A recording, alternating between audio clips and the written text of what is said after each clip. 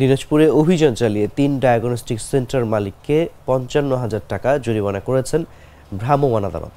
রোববার বেলা ১১টার দিকে দিনাজপুর মেডিকেল কলেজের সামনে অভিযান পরিচালনা করা হয়। এদের মধ্যে বন্ধন ডায়াগনস্টিক সেন্টারকে ৩০,০০০ টাকা, পয়েন্ট ডায়াগনস্টিক সেন্টারকে ১৫,০০০ টাকা ও যমুনা ডায়াগনস্টিক কমপ্লেক্সকে ১০,০০০ টাকা জরিমানা করা হয়। অভিযানের নেতৃত্বদানকারী দিনাজপুর ভোক্তা অধিকার সংরক্ষণ অধিদপ্তরের সহকারী পরিচালক মমতাজ বেগম বলেন, জেলায় অসংখ্য অবৈধ ক্লিনিক ডায়াগনস্টিক সেন্টার রয়েছে। ইতিমধ্যে সেগুলো চিহ্নিত করা হয়েছে। অভিযান অব্যাহত রয়েছে।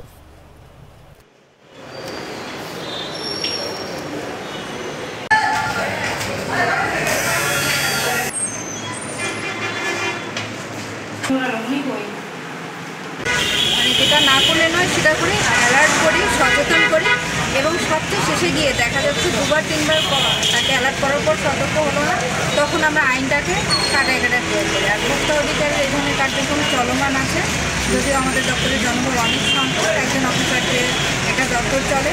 তো আমরা চাই যে সরকার যদি আরও দপ্তরের জনবল বাড়ে আমরা বেশি কাজ করতে পারবো, সেজন্য আপনাদের সহযোগিতা প্রয়োজন। আর আমাদের মনিটরিং অভিযান চলছে। আজকে আমরা এখানে দেশব্যাপী ডায়াগনস্টিক সেন্টার দেখেছি, তার মধ্যে আমরা 3টি ডায়াগনস্টিক সেন্টারের সময় নাম বলতে পারছি না, তাদেরকে আমরা জরিমানার আওতায় নিয়ে এসেছি।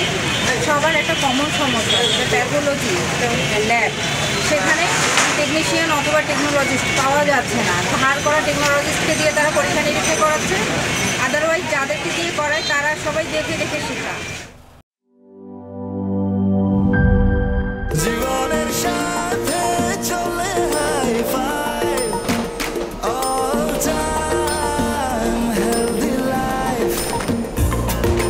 জার্নিতে স্বাস্থ্যকর all time family cake, all time healthy life.